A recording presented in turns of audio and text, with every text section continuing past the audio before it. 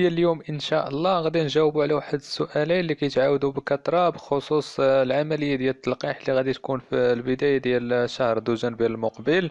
وهاد السؤالين اللي هما الاول، واش التلقيح غادي يكون اجباري، يعني انه واش كاع الناس اللي فوق 18 عام خاصهم يديروا هاد التلقيح، واش ضروري ولا لا. والسؤال الثاني هو شحال الثمن ديال هاد اللقاح. المهم كنتمنى انكم تفرجوا في الفيديو حتى الاخير باش تعرفوا الجواب على هاد السؤالين. غادي نبداو بالسؤال الثاني واللي هو شحال الثمن ديال هذا اللقاح. قال لك كشف رئيس مجموعة سينوفاك الدوائية الصينية عن ثمن اللقاح الذي تمكنت من صنعه شركته، والذي أصبح شبه جاهز للطرح في الأسواق بعد تخطيه لجميع المراحل التجريبية. ووفقا للمسؤول الصيني فإن سعر الجرعة الواحدة منه لن يتعدى 650 درهم، علما أن الشخص يحتاج إلى جرعتين.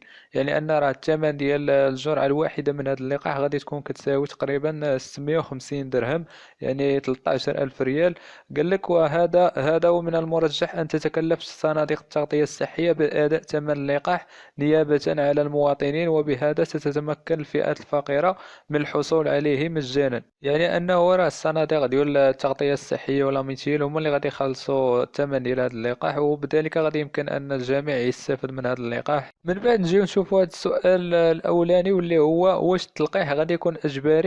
وكما جاء في المقال ديال البلاغ الديوان الملكي اللي شفتوه في الفيديو السابق، وكما جاء في هذه الفقرة اللي مشار لها بهذا السهم، ان هذا اللقاح غادي يتعطى للناس اللي عندهم اكثر من 18 عام. يعني ان الناس اللي عندهم اقل من 18 عام ما غاديش يتعطى لهم هذا اللقاح، غادي يتعطى للناس اللي عندهم اكثر من 18 عام.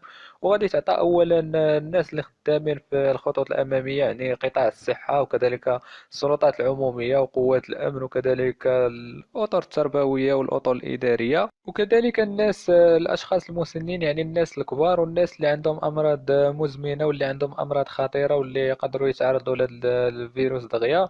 وكذلك قال لك غادي توسع هذا النطاق ديال التلقيح، غادي يتوسع من بعد على باقي الساكنه، يعني ان جميع الساكنه غادي تعطى هذا اللقاح. وبالتالي فراه هذا التلقيح غادي يكون اجباري على جميع المواطنين اللي عندهم اكثر من 18 عام باش انهم يتفادوا الاصابه بهذا الوباء، وباش كذلك نتهنوا من هذا المرض ويرفع علينا الله هذا الوباء ان شاء الله. وفي الاخير هادو ما كانوا من معلومات بخصوص هذا الموضوع تاع اليوم، وكنتمنى ان هذا الفيديو ديال اليوم يكون نال الاعجاب ديالكم، وما تنسوش تدعمونا بالاشتراك والاعجاب والتعليقات ديالكم، وشكرا الى اللقاء.